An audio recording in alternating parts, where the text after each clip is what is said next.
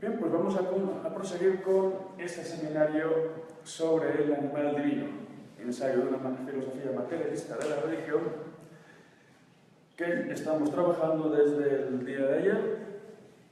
Concretamente nos hemos detenido en algunos aspectos de la lección número 2, donde hablamos de la filosofía de la religión en su fase gnoseológica. Hemos hablado pues, del problema de la teoría de la religión, el uso del término teoría en lugar de filosofía, creyéndose de alguna manera que sí, pues no se desvincula o no tiene ya ningún problema. Y después pues aprovechamos para hablar de la psicología, de la religión, por ejemplo.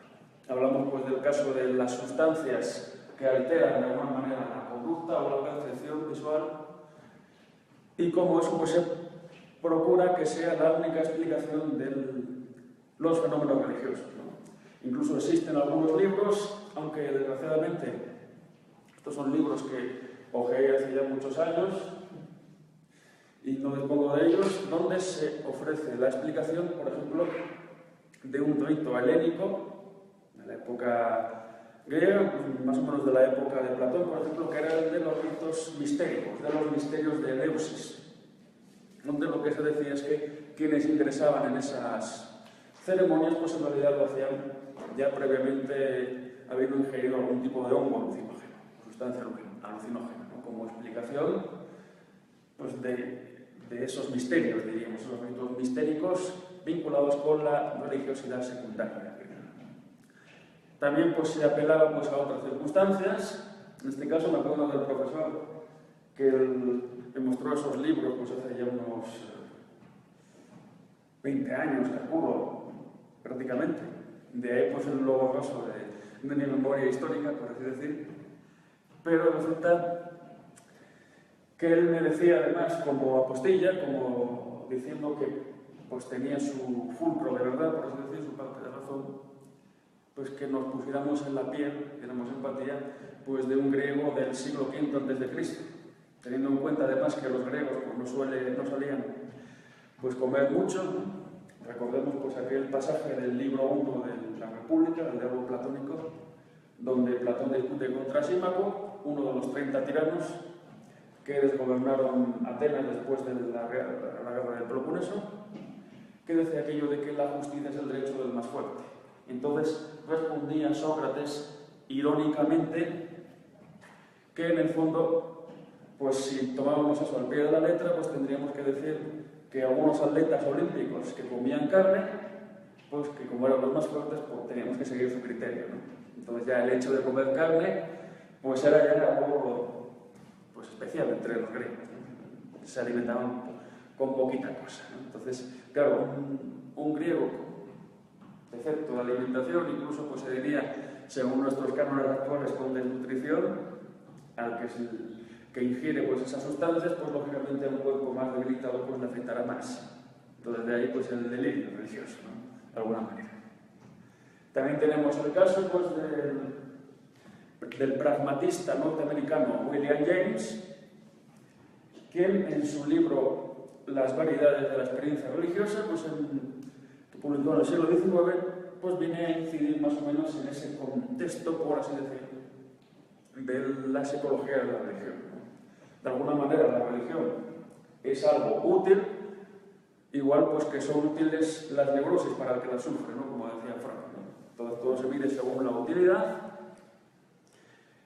Y claro, pues esa idea del pragmatismo en este caso pues no constituye pues, una filosofía de la religión o una verdadera filosofía de la religión en el sentido que tratamos en las lecciones de ella, sino que constituye de alguna manera, ¿cómo decirlo?, pues una psicología de la religión, en el fondo, ¿no? De hecho, pues también el criterio de utilidad es muy funcional, porque lo que puede ser útil para unos, para otros es inútil, en el fondo. De hecho, pues las neurosis, efectivamente, como decía Sigmund Freud, son muy útiles, o teóricamente son útiles para el que la sufre, pero son inútiles o un trastorno para los familiares, evidentemente, que tienen que llevar al tratamiento pues, a su enfermo, ¿no? a un miembro de la familia. Entonces, en ese aspecto, pues, el libro de William James pues, no es una verdadera filosofía de la religión. Las variedades de la experiencia religiosa no es filosofía de la religión en sentido estricto. No obstante, pues hay otros casos de pragmatismo o de filosofía que tiene un carácter pragmatista, pues como es el caso del que ya citamos, de Henri Bergson, las dos fuentes de la moral y la religión. Bergson, que como bien se sabe, pues era judío, aunque él estaba convertido o se convirtió al catolicismo, y de hecho pues él vivió la ocupación de los nazis en Francia.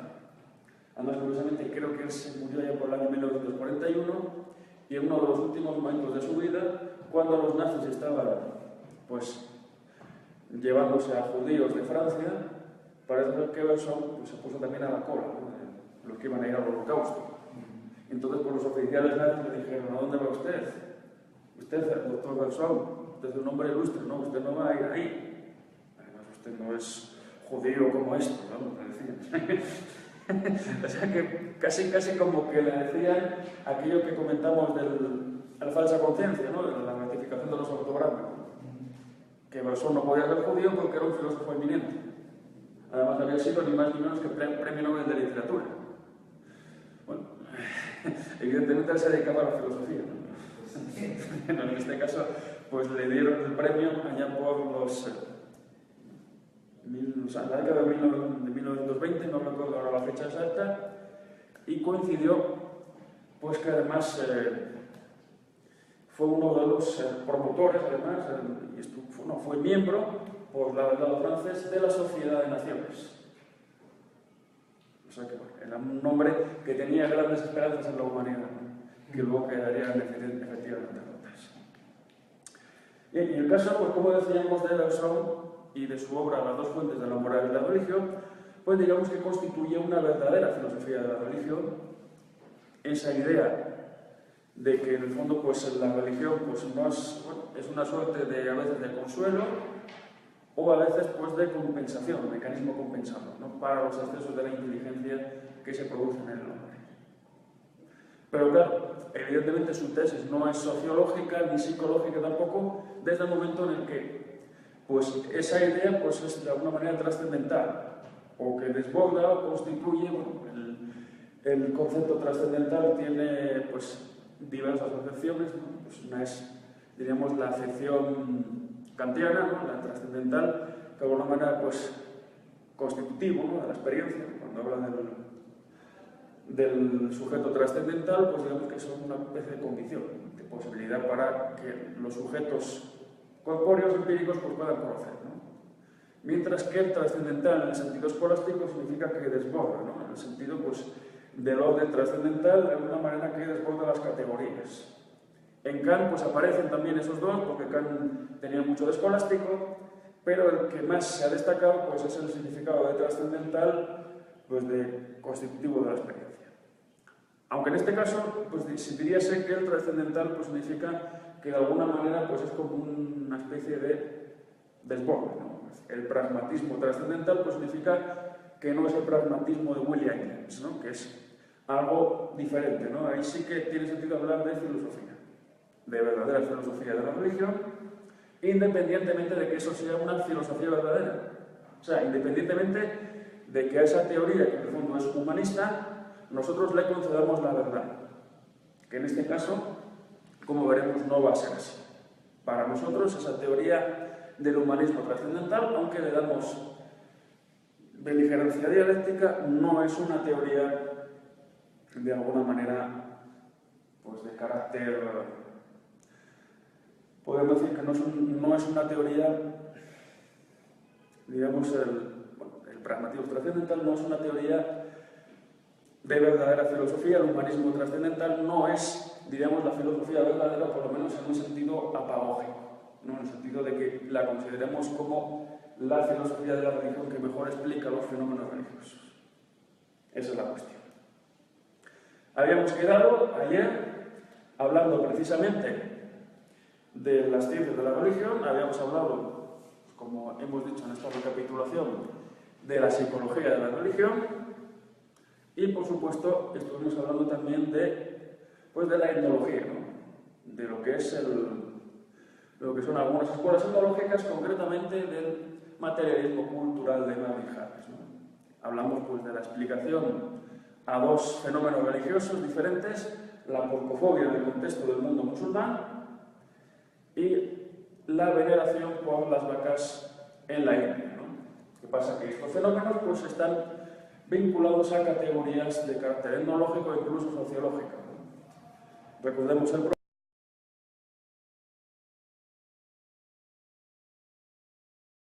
que provoca, pues, provoca vergüenza en estos días, ¿no? Pues no se le puede llamar nada bárbaro, aunque bueno, es evidente que las culturas bárbaras como tales han desaparecido y se han integrado en la civilización. Y de hecho, pues Harris, cuando intenta aplicar sus coordenadas pues a la sociedad norteamericana contemporánea, por así decir, pues ya aquello se convierte no en etnología, sino en una especie de sociología, ¿no? Pues, la explicación de que la liberación de la mujer vino dada por la lavadora, porque había que comprar más lavadoras, puesto que se hacían obsoletas, evidentemente, y en ese sentido, pues se necesitaban ya los sueldos, no bastaba con el sueldo del marido, y llegó un momento pues, que ya las mujeres ya ni siquiera se planteaban formar un núcleo familiar, sino que surgían los núcleos monoparentales donde pues, había muchas mujeres madres solteras. Entonces, bueno, esa es una explicación que tiene su interés, aunque ya no es etnológica, es sociológica. Realmente. Estos son elementos de antropología filosófica, pero que están involucrados dentro de la filosofía de la religión en este caso, ¿no? Porque al fin y al cabo, pues estamos hablando de las ciencias de la religión, por así decirlo, o de aquellas disciplinas que intentan dilucidar o determinar una cuestión, pues de alguna manera reduciendo a los demás a sus propias coordenadas. Entonces, pues el caso de Harris es uno de los muchos que se podría citar dentro de la etnología. Otro ejemplo pues, es el que tenemos de Edward B. Taylor, de su estudio de las culturas primitivas y del problema del animismo, ¿no? Taylor, recordemos pues, que definió la cultura como una especie de todo complejo, que venía a ser, pues, como hemos dicho en tantas ocasiones, y como ha dicho Gustavo Bueno, en muchas de ellas, pues es una especie de lista de lavandería, ¿no? Pues por aquí tenemos la ropa sucia, pero entonces tenemos por un lado la de color y la blanca, ¿no? A ver, pues tenemos una menos delicada, aunque normalmente pues en la colada diaria pues nosotros no nos hacemos bolas, ¿no? Nosotros tenemos la blanca y la de color, ¿no? Lo otro ya es un poco más complicado. Pero esto, aplicado a lo que es el problema de la cultura, pues digamos que para Taylor pues es un todo complejo, no, digamos, segmentado, clasificado en el sentido que son diferentes cosas, ¿no? Una lista heterogénea donde no está claramente ordenado, ¿no? Pues hay un montón de cosas que no tienen una clasificación exacta, ¿no? Pues hay un montón de ceremonias, de ritos, de códigos, de prohibiciones, de mandatos, y dentro pues estarían también las creencias. Y entonces, pues Taylor habla de su teoría animista, que dice, ¿no? Es el problema del origen pues, de esa creencia en las ánimas o en los espíritus de los muertos, ¿no? Que vuelven con los vivos. Entonces, evidentemente, pues esa teoría, pues de alguna manera quiere dar cuenta pues, de lo que es diríamos, el origen de la religión, ¿no? Pues, o en algunos casos, pues de lo que es una teoría de la religión, de alguna manera, ¿no? Pues que la creencia en las ánimas pues, es la que lleva luego al culto a los muertos y a los ancestros, que se da en muchos lugares, por así decirlo. Entonces, eso sería una explicación para Taylor plausible, de algún modo, ¿no? Obviamente, pues la teoría de la religión necesitará pues, encontrar algún origen, pero también aquí nos encontramos con otro problema, y es que en el fondo pues, la teoría animista pues, tiende también pues, un tanto hacia la psicología, ¿no? porque al fin y al cabo no dejan de ser pues, creencias que se pueden reducir a lo subjetivo, aunque luego evidentemente se normalizan, ¿no? Puesto que el culto a las ánimas o a los muertos pues, sigue todavía presente hoy en nuestros días, ¿no? Pues imaginémonos que vamos al Día de Muertos en México, entonces pues, la gente va ahí, en el fondo, pues, a rendirle culto a las ánimas, ¿no? Obviamente, pues, vivimos en un país católico, pero pues, los que van allí a llevarles el tequila o su comida, a llevarles sus tortitas o lo que le gustaba al difunto, pues lo hacen bajo la convicción de que de alguna manera vive, ¿no? Entre comillas. Obviamente, pues no es lo mismo hacer un recuerdo de una misa que llevarle al difunto lo que le gustaba. Obviamente son cuestiones muy diferentes. Pero en el fondo, pues eso pues, es una especie de refluencia, que es un término que utilizaremos por más adelante, de la religiosidad secundaria. ¿No?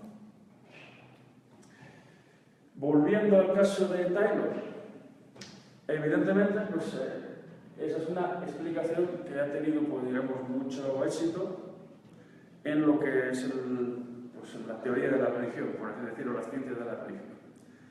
Sin embargo, pues, lo que explica pues, esa teoría pues, es más bien pues, el origen eso del animismo, pero no está tan claro, por lo menos no se ve, que eso sea el origen de la religión.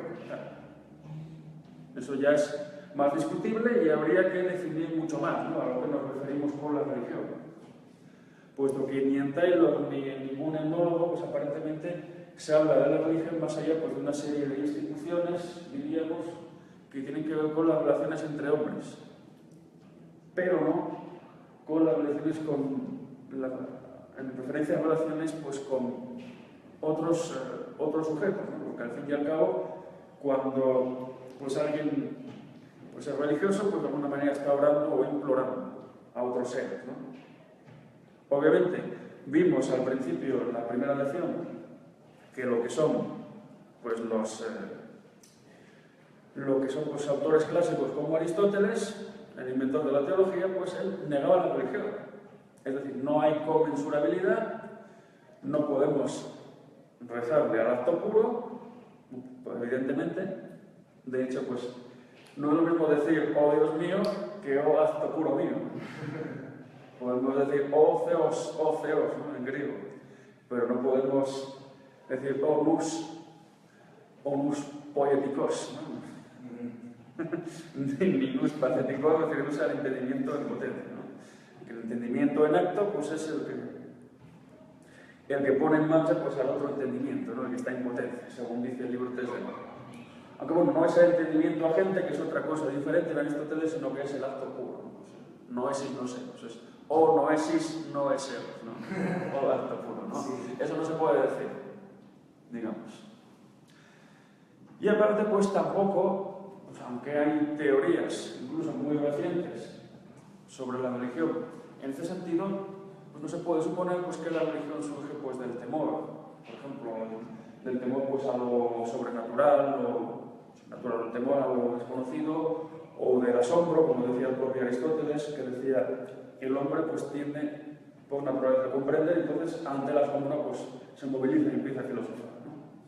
Porque nosotros podemos asombrarnos de muchas cosas, podemos asombrarnos pues, de que nos atraquen, afortunadamente por estos lados como suele suceder, o podemos asombrarnos pues, de que un día suba el volumen del río o de la presa, entonces pues, se nos inunde nuestra casa. O a veces no. Evidentemente, pues, los que sufren cada cierto tiempo en algunos lugares pues, tifones y fenómenos climáticos que destruyen su casa, pues no se asombran. Más o menos ya están acostumbrados a que eso pueda suceder. Pero aparte, pues, hay autores como Rudolf Otto en su libro titulado Lo Santo, donde pues, lo que dice Otto pues, es que en el fondo pues, la religión pues, viene pues, de esas cosas, ¿no? Pues, del asombro o el temor pues, a fenómenos naturales, pues, como los rayos, los truenos, relámpagos o similares. Claro está que nosotros pues, tenemos que tomarnos esto pues, ya como algo que no es posible, ¿no? Porque no tiene sentido pues, hablar de que la religión pudo surgir del rayo, ¿no? puede ser que haya rayos involucrados, ¿no? Pues como sucede con Zeus en la mitología griega, que lanza el rayo cuando está enfurecido y quiere castigar, pero de ahí no sacamos en el fondo la religión, ¿no? Pues porque el asombro pues tiene muchas formas y el miedo, el temor, pues también, evidentemente. Como decía uno, pues el miedo es libre, ¿no? La gente puede tener miedo, ¿no? Cada uno es libre de tenerlo o no tenerlo, ¿no? A veces no tener miedo pues es ser un loco, un irresponsable, ¿no? Porque hay que hacer, pues, como decía Pirro, ¿no? Tener miedo al fuego, no vaya a ser que nos quememos, pero obviamente eso no garantiza de ninguna manera, pues lo que tiene que ver con la religión, ¿no? Eso no podemos decir que sea un fenómeno religioso per se. Pues un fenómeno meteorológico, atmosférico, ya de entrada, y luego pues ya veremos. Entonces, de alguna manera, pues en lo que son las ciencias de la religión, nos encontramos con que si nos ponemos a estudiar pues lo que es esta, diríamos, esta perspectiva, pues no sucedería en el fondo pues como sucede con las, diríamos, con la antropología filosófica, ¿no? Con el proyecto de la antropología como ciencia del hombre, que, como decíamos, es imposible porque no hay ninguna disciplina positiva que dilucir la cuestión del hombre, ¿no? El hombre pues, es una idea y no es una categoría concreta, específica. ¿Qué sucede? Pues entonces sucede que de alguna manera pues no podríamos avanzar más allá, al menos en la perspectiva gnoseológica, de lo que sería una antropología filosófica, en ese sentido, ¿no? Pues el análisis de la religión como un fenómeno humano más, que habría que situar pues, según las coordenadas que nosotros indiquemos, ¿no? De alguna manera. Entonces, obviamente, la tendencia es a situar digamos, el fenómeno religioso en el ámbito pues, de las relaciones entre hombres, ¿no? Por así decirlo. En lo que nosotros hemos denominado como eje circular o relaciones circulares. Recordemos, aunque vamos a profundizar más tarde cuando hablamos de la parte ontológica de la religión y concretamente del núcleo de la religión, pues que el espacio antropológico, lo que llamamos espacio, pues viene de la aplicación de lo que es el espacio vectorial, de algún modo, que es un espacio pues, que se aplica también en muchos sentidos, ¿no? Pues también en el espacio noseológico de la teoría de la categoría, de la noseología, la teoría de la ciencia, que se diría, o filosofía de la ciencia también, pero que aquí también pues, se utiliza, ¿no? De algún modo. Entonces, las relaciones circulares pues, son aquellas que involucran a hombres con otros hombres, aunque hay por el medio también elementos que las median, ¿no? Un ejemplo paradigmático de relación circular pues, es el caso de la mercancía que decía Marx. Recordemos pues, que cuando Marx hablaba de la mercancía, pues hablaba de la cosificación o el fetichismo de la mercancía, ¿no? Que la gente pensaba que eso era una cosa, pero en realidad la mercancía es un producto del trabajo de muchos hombres, ¿no? Realmente pues ahí está la esencia del hombre, que decía Marx, ¿no? En el sentido de la alienación, de lo que hablamos el otro día. Ahí es donde se ve pues, el fruto del trabajo de los hombres, ¿no? Puedo utilizar pues, una expresión también muy bíblica, en el fondo, ¿no? Entonces, lo que constituye la mercancía pues, es ese producto de mucha gente que ha trabajado, pues, primero que ha recolectado por los valores de uso, por ejemplo, que ha extraído el mineral de las minas o que ha extraído el cereal, el maíz, por ejemplo, de la milpa, luego pues, eso se lleva a una procesadora, pues se tritura y luego pues, ya se preparan las tortillas, por ejemplo. Y luego ya por último se vende, ¿no? Entonces hay mínimo 3 fases. Y entonces, pues esa tortilla que nos podemos comer nosotros todos los días con chorizo o con lo que sea, pues es el producto de muchas relaciones humanas. Y cuando yo voy al puesto de tortillas a comprar una, pues esa relación entre el que me la vende y conmigo, esa relación conmigo, que yo se la compro, pues es una relación circular, porque además está mediada por un producto genuinamente circular, como es esa tortilla. Entonces, estos son relaciones circulares. También existen relaciones radiales, que son las relaciones, por así decir, pues del hombre con objetos inertes, en tanto que son tales objetos.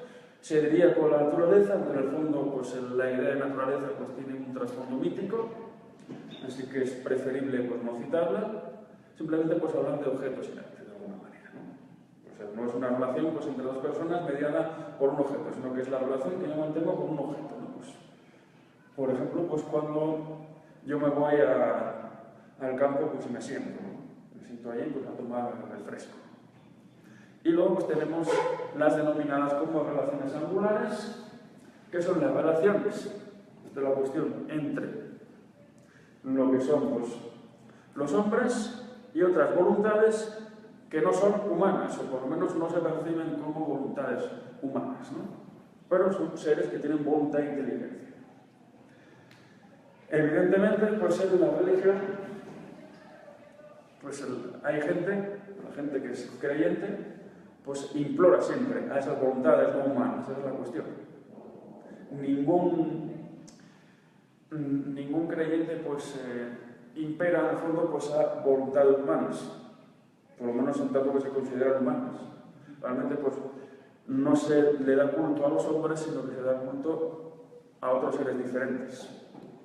No obstante, pues la vía del humanismo, el humanismo trascendental también, es una vía muy explorada, realmente pues es la vía habitual en filosofía de la religión.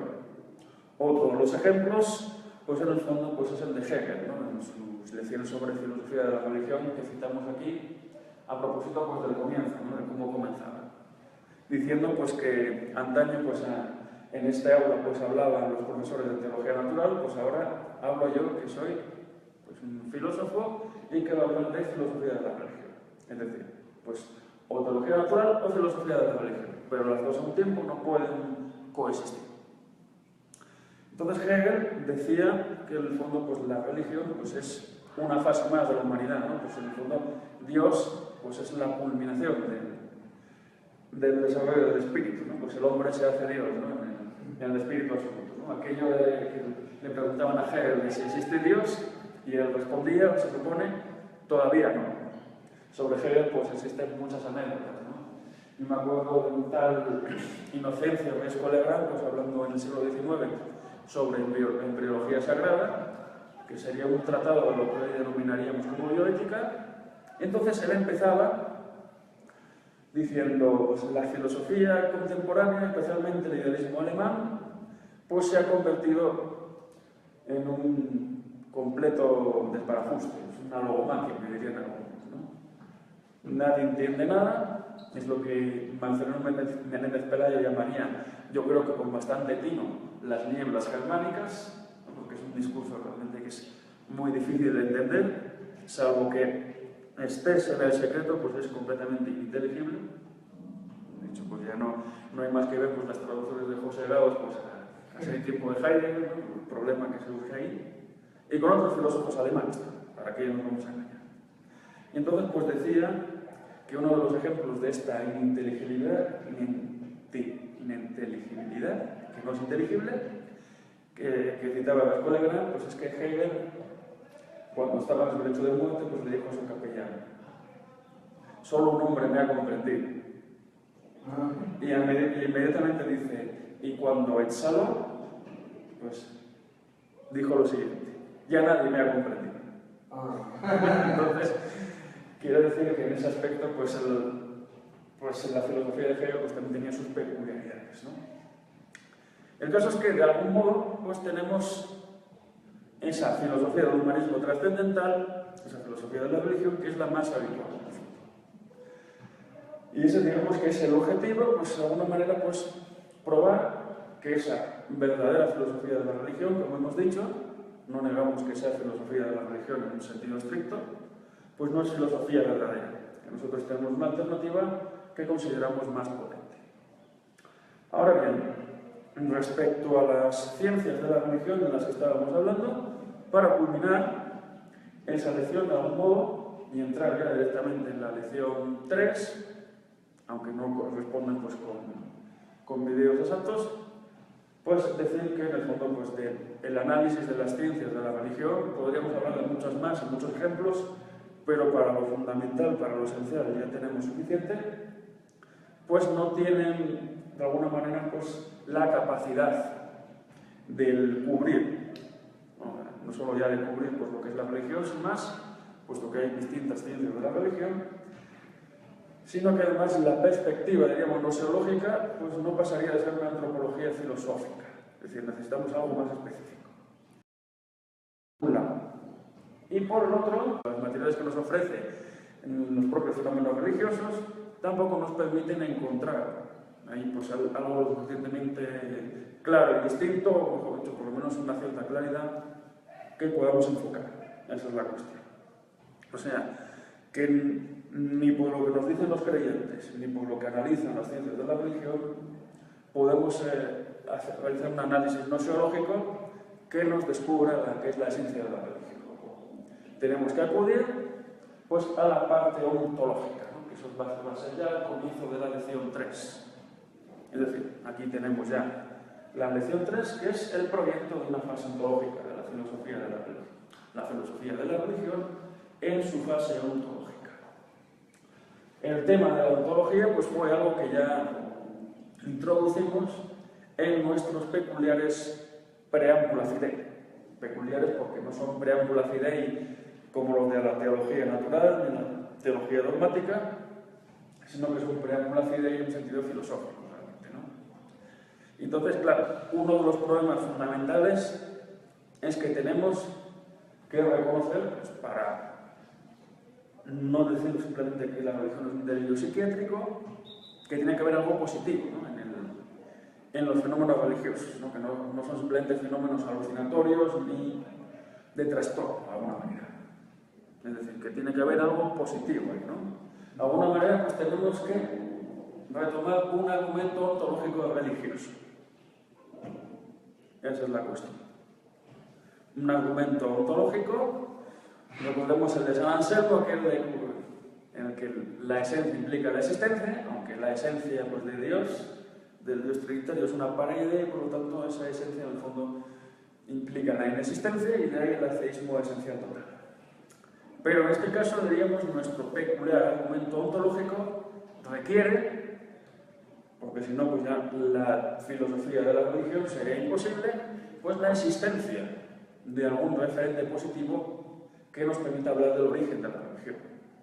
Es decir, que si el origen de la religión pues es algo que está pues, en las mentes trastornadas de algunos, pues evidentemente ya seríamos con suspender el seminario, no tendríamos nada que hacer, obviamente. Entonces, la cuestión es dirigirnos a algo que pueda ser el núcleo de la religión, de alguna manera. Y en este caso, pues, además, nosotros hablaremos de una teoría de la esencia de la religión que se refiere precisamente pues, a lo que es pues una esencia, digamos, peculiar o que no es, digamos, la teoría de la esencia más habitual, ¿no? Que es lo que llamaremos una esencia evolutiva, ¿no? Que tiene núcleo, cuerpo y curso, ¿no? Que tiene varias fases. Porque normalmente, pues, cuando pues, se habla de fenómenos y esencias, pues se propone una esencia genérica de alguna manera, ¿no? La tradición filosófica pues, tiene el ejemplo del platonismo, es decir, el mundo sensible, el mundo inteligible, el mundo, la vía de la apariencia, la vía de la verdad, fenómenos y esencias, ¿no? Y obviamente pues, tenemos también el caso de Aristóteles y la crítica a esa teoría de las ideas, ¿no? Es decir, que en el fondo pues las ideas esas ideas no pueden estar separadas, esas esencias tienen que estar en las propias cosas y desarrollarse, ¿no? Lo que pasa que en este caso, pues, realmente no es que el desarrollo de la esencia sea evolutivo, sino que más bien está marcado lo que tiene que llegar a ser el telos. Y entonces lo que hace esa materia, cuando adopta la forma, pues es desarrollar, ¿no? ese telos de algún modo, ¿no? Pues por ejemplo, pues un ser vivo pues tiene una forma concreta, tiene el principio de movimiento en sí mismo, ¿no? Pues a diferencia pues, de lo que es el ser inerte, ¿no? El hacha, pues, que dice Aristóteles aquello de que el alma del hacha pues es el hombre que la maneja, ¿no? el que le confiere movimiento, aunque luego esa explicación también sirve para el esclavo, ¿no? Porque el esclavo de alguna manera se mueve porque se lo dice su amo, no porque él quiere. Entonces, claro, Aristóteles cuando dice, por ejemplo, que el escultor pues cincela una escultura, pues en realidad lo que está diciendo es que tiene un bloque de mármol y que de alguna manera pues ya en potencia está ahí la forma, ¿no? que el escultor le quiere que adopte, ¿no? que le quiere cincelar. Es decir, que de alguna manera pues se presupone que ya está en acto, ¿no? Esa idea prefigurada, no es que se desarrolle, esa es la cuestión. Tenemos pues también el ejemplo pues, de Hegel y su teoría de la esencia, ¿no? Pues, que es la teoría de la lógica, ¿no? Donde la idea se aliena a la naturaleza. Y entonces, realmente pues, lo que sucede en este caso es que la teoría de la esencia pues, no es como la de Aristóteles, aunque sí se parece en el sentido de que ya se sabe a dónde se va a llegar, a un modo. Pues, en el aspecto pues, de que efectivamente la idea se aliena y entonces lo que tiene que hacer es volver pues, al punto de partida, aunque digamos en una situación mejor, ¿no? Porque ya la idea primero se enajena, se convierte pues, es el espíritu subjetivo, que es el sujeto individual, que tiene sus pasiones y intenta empezar a pergeñar un poco percibir un poco las cosas, ¿no? Pues, al principio se ven cosas oscuras, luego ya pues empieza a ver algo pues, no meramente deístico, ¿no? O sea, de esto o aquello, ¿no? Pues lo que se ven formas, entonces pues ahí ya se da el salto del yo a nosotros, ¿no? Que decía Wallsplan, ¿no? Pasamos al espíritu objetivo, que es la sociedad política, el Estado, y luego ya el espíritu absoluto, pues que es ya la culminación, ¿no? Pues el hombre se hace Dios y la idea se piensa a sí misma. Pero también hay otra alternativa que es la que propone pues, la fenomenología, que es la esencia, ¿no? Que evoluciona, ¿no? Que tiene un origen, tiene un cuerpo, ¿no? Unas determinaciones de esa esencia y luego pues, tiene un curso, ¿no? Donde en el curso pues, se va moviendo de alguna manera pues, hacia una situación en la que en su culminación no tiene nada que ver con el núcleo. O sea que de algún modo pues, podríamos decir que la génesis o el origen de una cosa pues, no siempre es igual que la estructura final, de alguna manera, ¿no? Del mismo modo pues, que cuando nosotros, bueno, cuando se analizan pues, los orígenes del cálculo, pues el cálculo digital, por ejemplo, pues digital viene de dedo, ¿no? De dígito. Entonces, claro, al principio se contaba de 1 a 10, 1, 2, 3, 4, 5, 6, 7, 8, 9 y 10. ¿Y el 11? Pues entonces pues tienes que volver, ¿no? ¿Y qué sucede? Pues que ya empiezas a hacer vueltas y vueltas y vueltas, los números son infinitos, y entonces pues la génesis del cálculo digital pues viene del contar con los dedos, ¿no? Pues ahí viene la palabra. Pero el cálculo pues no se reduce a contar con los dedos. Es decir, la estructura del cálculo ya es otra cosa diferente. Incluso pues ya no necesitamos ni contar. Necesitamos tener dedos porque obviamente pues ya tenemos que manejar teclados, aunque ya con el sistema de voz pues, podemos incluso buscar en Google y otras cosas, ¿no? Entonces, en ese aspecto, pues se podría decir que en el fondo pues las esencias pues, no son simplemente genéricas, ¿no? Que también hay esencias evolutivas. Y eso es lo que nosotros vamos de alguna manera a aplicar pues, al contexto de lo que es la esencia de la religión, ¿no? Pues vamos a verlo como una esencia evolutiva, no meramente genérica, de algún modo. Entonces, cuando nosotros hablamos del núcleo, en este caso del origen, lo que origina la religión, tenemos que buscar, digamos, un referente positivo, obviamente, ¿no? Para que haya una verdadera filosofía de la religión, que no sea psicología o sociología. Entonces aquí Gustavo Bueno pues, señala en esta parte ontológica pues, el numen como, pues, de alguna manera, pues, el núcleo de esa religión, ¿no? Pues el numen numinis. ¿Qué se dice, no? Es un término que utiliza Varrón, el famoso autor romano, en el que habla de religión civil, precisamente, ¿no? En este caso, pues una religión que tiende un poco más a lo sociológico, pero que habla de numen. En este caso, el numen es el emperador. Es decir, el emperador romano, el Pontifex Maximus es el número, diríamos, por excelencia, ¿no? Entonces, todos los súbditos del Imperio Romano, todos los ciudadanos del Imperio Romano, pues deben tener culto al emperador.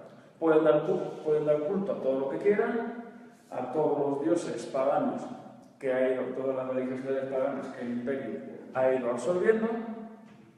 Incluso pues parece ser que cuando llegaron a Hispania, como encontraron ya tantos dioses, pues ya erigieron un panteón a los dioses desconocidos, ¿no? Igual pues que en los últimos tiempos, pues en las guerras que hubo en el siglo XX, pues como hubo tantos muertos, se erigió un monumento al soldado desconocido. En algunos casos es muy gracioso porque se parece pues a un muñequito, ¿no? más que una escultura. Supongo que será cuestión de presupuesto también, ¿no? Pero en este caso pues diríamos que tenemos otra vez el humanismo trascendental, teóricamente. La idea de que los fenómenos religiosos pues se identifican con el hombre, ¿no? Pues que el numen en este caso sería un hombre tal como el emperador.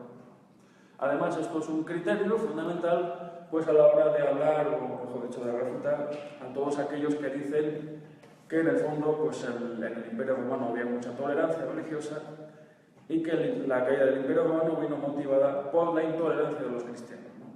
Que provocaron y socavaron pues, el imperio. Esa es la teoría, por ejemplo, de Edward Gibbon y de algún otro autor que hoy día pues, tiene todavía mucho predicamento. Y es verdad, evidentemente los cristianos contribuyeron hasta cierto punto a ese socavamiento, pero digamos que contribuyeron en un sentido pues, de que el Imperio Romano llegó a su culminación, ¿no? Puesto que hay que reconocer que en el Imperio Romano pues, había muchas asimetrías, había muchos esclavos, y entonces precisamente por el auge del cristianismo, pues ya en el la época de Caracalla, pues se le dio la ciudadanía a todos los ciudadanos del imperio, que no todos la tenían. Pero claro, eso requiere pues, reconocer que todos los hombres, por el hecho de serlo, tienen algo de dignidad, o la misma dignidad en este caso, ¿no? Y eso solo puede venir del cristianismo. Y la cuestión es que los cristianos, pues efectivamente adoraban a un solo Dios, que era tres en uno, ¿no? Pero era un solo Dios. Entonces, pues su religión les prohibía dar culto al emperador, al Pontifex Maximus, ¿no?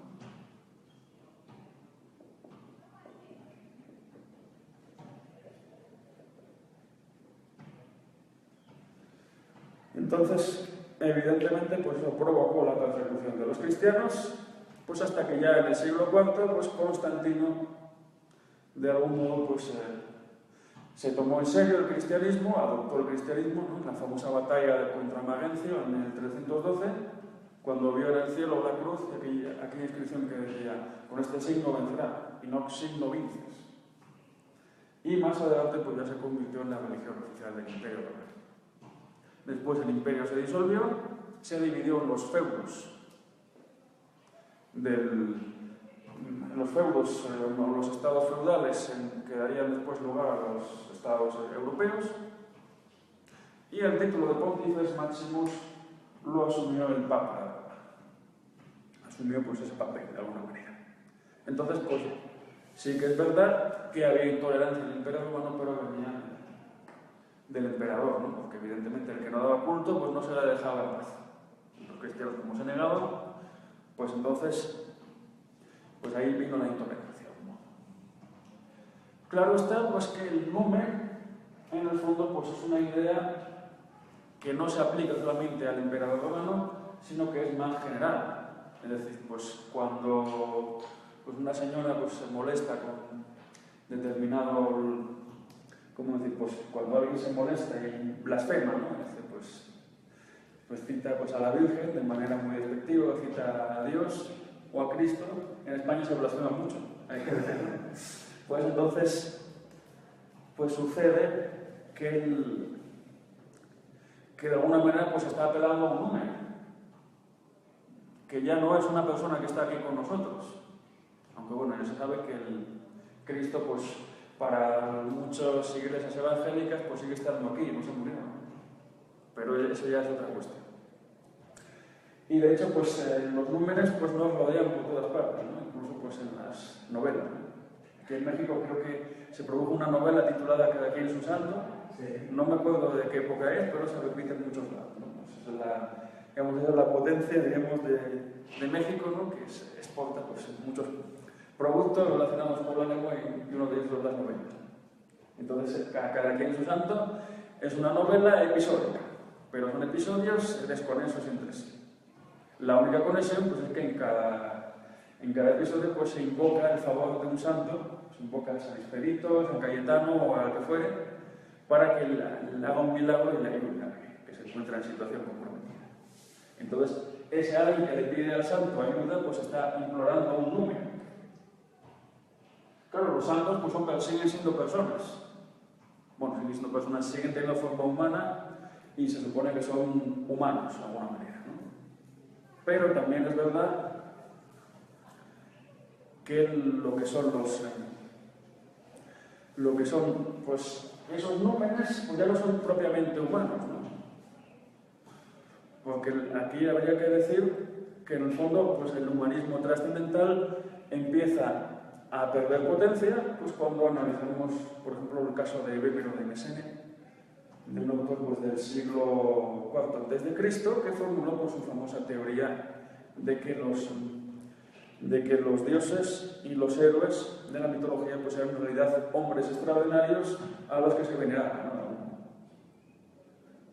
Es decir, que los héroes, los que ayudaban pues, a los humanos, ¿no? Pues igual que los titanes, los Prometeo y otros, pues en realidad pues, eran hombres extraordinarios por su fuerza, por su coraje, por su habilidad, y que al morir pues, se habían convertido en inmortales, de alguna manera, ¿no? Porque seguía estando su leyenda. Y ese es un ejemplo pues, de ese paradigma del humanismo trascendental, que luego pues, se repite, ¿no? Pues, recordemos pues, ya no tanto pues, la idea pues, de Marx y de Engels, sino la anterior de Feuerbach, ¿no? De Ludwig Feuerbach, cuando hablaba de la esencia del cristianismo, pues lo que decía que en el fondo el hombre había hecho a sus dioses a su imagen y semejanza, ¿no? O sea, volviendo al revés, pues la famosa frase del Génesis, ¿no? De que Dios hizo al hombre a su imagen y semejanza. Entonces, lo que dice Feuerbach es que son pues, una suerte de proyecciones. O sea, lo que hace el hombre pues, es proyectar, pues, de alguna manera, figuras antropológicas, incluso sobre cosas, y entonces pues Dios simplemente pues, sería un reflejo degenerado pues, del hombre. Claro está que eso tiende pues, a la psicología de la religión, ¿no? Pues, a la idea de Dios. Pero, como decimos, lo que es esta teoría humanista trascendental empieza a fallar pues, desde el momento que hablamos de un hombre numeroso, un hombre divinizado. Pero claro, ¿a qué nos referimos con un hombre divinizado? ¿Podemos seguir llamando hombre a alguien que es divinizado? Pues la respuesta es que no. Es decir, pues el hombre que es divinizado pues ya no es hombre. Es lo mismo que sucedía cuando la actual reina de España, Leticia Ortiz, pues se casó con el príncipe Felipe de Borbón, hoy rey Felipe VI. Pues, como resulta que pues, la señorita Leticia Ortiz pues, había sido una plebeya durante toda su vida, incluso pues, había estado en México aquí ejerciendo de decano para cigarrillos o algo por el estilo, incluso pues había divorciado, pues parecía que en el momento que se había casado con el príncipe de Asturias, con el heredero a la jefatura del Estado en España, pues muchos decían, no, es que ahora la monarquía pues, se ha igualado pues, al pueblo, ¿no? Se ha rebajado al pueblo. Pero es que resulta que fue todo lo contrario. Es decir, Leticia pues, se elevó a la altura de los Borbones. Es decir, se rompieron amarras con el pueblo y con toda su vida anterior. Digamos que fue, pues, entre comillas, aducida. ¿No? O sea, que ya era otra cosa, ¿no? Pues, del mismo modo, cuando el emperador romano pues, era divinizado, alcanzaba la apoteosis, la apofeosis, es decir, ya alcanzaba apoteosis, la posición divina, theosis, divino, que tiene que ver con Dios. Pues cuando alcanzaba la apoteosis, el 25 de diciembre, la fecha del Sol Invictus, que hoy día celebramos como la Natividad de Jesucristo, pues entonces dejaba ya de ser hombre, irremediablemente. No hay que olvidar pues, que cuando los norteamericanos ganaron la Segunda Guerra Mundial y obligaron a capitular a Japón, pues dejaron al emperador en su lugar, pero le obligaron a que dijera por radio a toda la nación japonesa que él no era un dios, porque realmente los japoneses creían fervientemente que su emperador era un dios. Entonces simplemente, pues, de alguna manera se reencarnaba, ¿no? Que al sucesor se reencarnaba, ¿no? El mismo. Recordemos esta película del Edward Said, el mismo que dirigió Leyes de Pasión, El último samurái, donde aparece Tom Cruise, que hasta él, que es un extranjero, que va a ayudar al emperador a luchar contra Kasumoto, creo que se llama el samurái rebelde, pues le dicen, bueno, usted no puede hablar del emperador, ni siquiera puede verlo, no podría ni verlo, solo hablará cuando él se lo pida. Es decir, pues otra vez casi como en el acto puro, ¿no? No podemos tratar con una deidad. Entonces, pues evidentemente el humanismo trascendental empieza a fallar. Hay fenómenos que no recubren. Esa es la cuestión. Entonces, precisamente, pues la teoría ontológica, de la perspectiva ontológica, pues incluirá en este caso pues, el núcleo como numen, el numen como núcleo de la religión, y precisamente pues, esa esencia genérica que decimos, donde pues, se generará la religión pues, como una esencia, tendrá su núcleo, tiene su curso, tendrá sus fases, porque evidentemente, pues si todavía hay religión que está desenvolviéndose o surge una religión nueva, pues o una de dos, o nuestra teoría pues tiene que seguir reforzándose, o tenemos que poder asimilarla a alguna de las fases que existen ya, ¿no?